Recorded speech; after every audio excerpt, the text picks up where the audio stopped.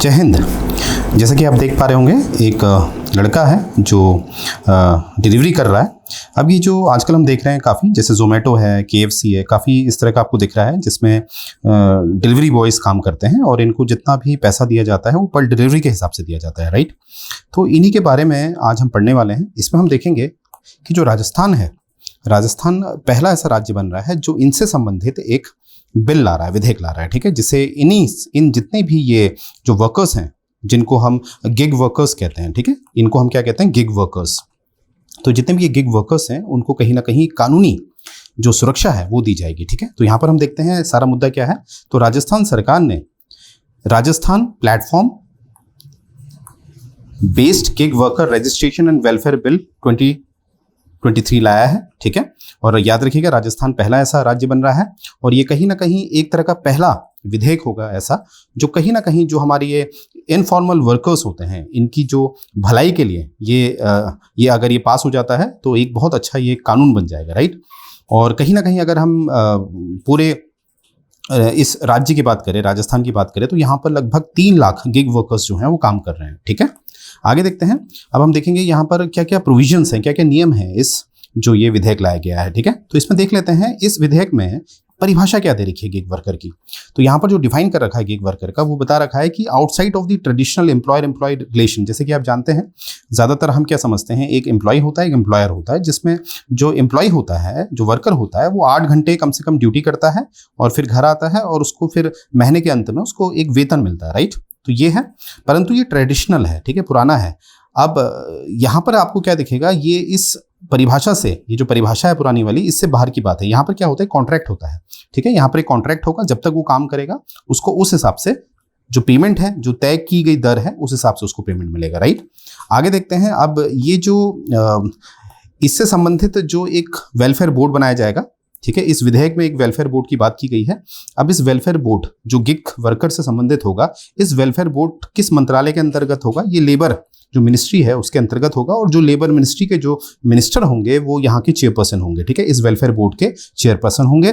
और इसमें कम से कम 1/3 1/3 जो होंगे वो महिलाएं होंगी, ठीक है। इस बोर्ड में अगर मान लेते हैं 6 सदस्य रखे जाएंगे तो इसका आप 1/3 करेंगे तो कम से कम क्या है, 2 जो होंगी वो महिलाएं होंगी इस बोर्ड की। और इसमें ये भी प्रावधान दिया गया है कि इसके दो सदस्य होंगे वो खुद एक गिग वर्कर्स होंगे, ठीक है। ये भी आपने याद रखना है, जो 2 सदस्य होंगे वो कौन होंगे, वो खुद एक गिग वर्कर्स होंगे। और इसमें जो होंगे एग्रीगेटर्स भी होंगे, to be nominated by the state government. यानी कि एग्रीगेटर्स क्या होता है, एग्रीगेटर्स वो व्यक्ति होता है या वो एंटरप्रेन्योर होता है जो कि क्या करता है, एक प्लेटफॉर्म बनाता है जिसमें आपको सभी वस्तुएं जो उसी प्रकार की होती हैं वो मिलती हैं। इसका उदाहरण आप ले सकते हैं, जैसे ज़ोमैटो है। ज़ोमैटो क्या करता है, वो आपको खाने में डील करता है। तो जितने भी आसपास के जितने भी बेस्ट रेस्टोरेंट होते हैं उनके लिए वो कॉमन प्लेटफॉर्म बनाता है, जो भी यूजर्स होते हैं, और उसके माध्यम से यूजर्स को क्या मिल जाती है, वैरायटी मिल जाती है। और जो ओनर होता है इस एप्लीकेशन का, जैसे ज़ोमैटो का जो ओनर है उसको हम कहेंगे एग्रीगेटर। ये बात आपने याद रखनी है। तो जो एग्रीगेटर है उसको नॉमिनेट कौन करेगा, स्टेट गवर्नमेंट। तो ये जितने भी मैंने आपको बताए ये सब क्या होंगे, इस वेलफेयर बोर्ड के सदस्य होंगे, राइट। अब ये जो वेलफेयर बोर्ड है इसकी फंडिंग कहां से होगी, क्योंकि ये जो वेलफेयर बोर्ड बनाया जा रहा है ये जितने भी गिग वर्कर्स हैं उनको सुरक्षा प्रदान करेगा, राइट, उनके लिए फंड प्रोवाइड करेगा। तो प्रश्न है, ये वेलफेयर बोर्ड जो है फंड कहां से लाएगा। तो ये जो वेलफेयर बोर्ड का जो फंड है, ये सबसे पहले तो हम देखेंगे इसके लिए जो फंड के लिए एक प्रॉपर चैनल बनाया जाएगा। उस चैनल का नाम है social security and welfare fund, ठीक है। इसमें जो भी कंट्रीब्यूशन होगा उसके बारे में अब हम देखेंगे। तो कंट्रीब्यूशन इसमें होगा, एक इंडिविजुअल वर्कर्स इसमें कंट्रीब्यूशंस करेंगे, स्टेट गवर्नमेंट इसमें एड देगी, एड मतलब एक अनुदान देगी, लोन नहीं होगा, एक अनुदान होगा। अदर सोर्सेज भी होंगे। अभी अदर सोर्सेज जब लिखा जाता है तो उसमें कुछ भी आ सकता है, राइट। और अब वेलफेयर सेस लिया जाएगा, जैसे कि सेस और टैक्स आप जानते होंगे।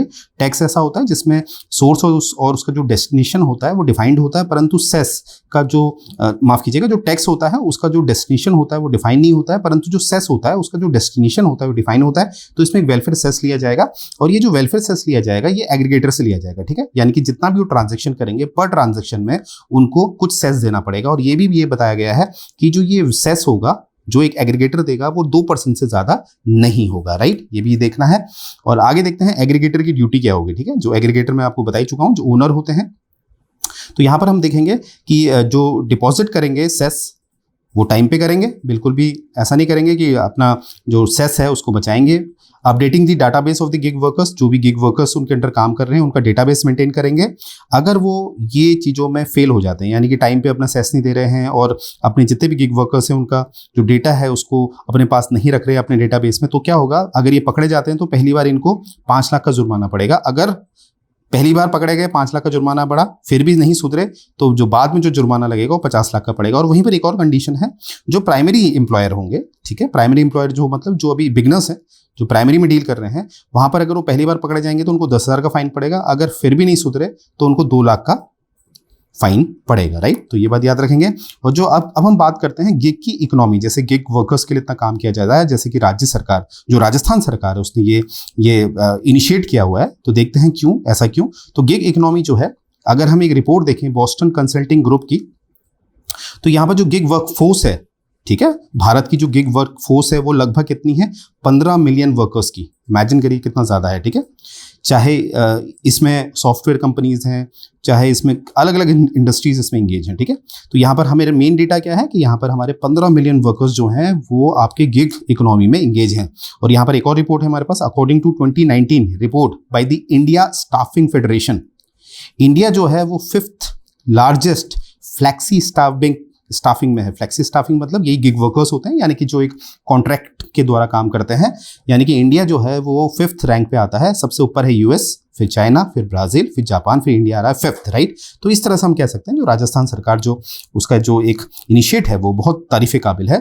अब देखते हैं आगे पोटेंशियल देखते हैं। अगर हम पोटेंशियल की बात करें इस गिग सेक्टर की, तो क्या है, देखिए जो पोटेंशियल है इस गिग सेक्टर का, ये जितना भी जो एक एम्प्लॉयमेंट जनरेट किया जाता है हमारे देश से, उसका 56% ये एक नया एम्प्लॉयमेंट जनरेट करेगा, राइट। यानी कि 100% अगर जनरेट हो रहा है तो उसका 56% ये जो गिग सेक्टर है वो जनरेट करेगा। In India it being generated by gig economy across both the blue collar and white collar workforce, यानी कि इसमें जो सेग्रीगेशन है, जो डिवीजन है वो ब्लू कॉलर और व्हाइट कॉलर में है।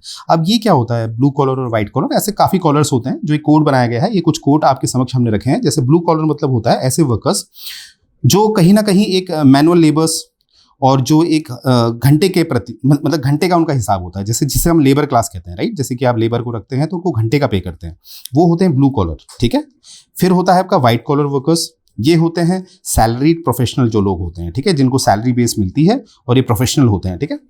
और एक होता है आपका गोल्ड कॉलर वर्कर्स, ये हैं हाईली स्किल्ड नॉलेज वाले पीपल, ठीक है, जैसे कि आपके लॉयर्स होते हैं, डॉक्टर्स होते हैं, रिसर्चर होते हैं, साइंटिस्ट होते हैं। तो इस तरह से और भी होते हैं। तो फिलहाल आपको समझाने के लिए, क्योंकि यहाँ पर जो गिग सेक्टर है वो कहीं ना कहीं आपका ब्लू कॉलर और वाइट कॉलर को अपने उसमें सम्मिलित करेगा, और कहीं ना कहीं ये 56% का जो एम्प्लॉयमेंट है भारत का वो जनरेट कर सकता है, राइट।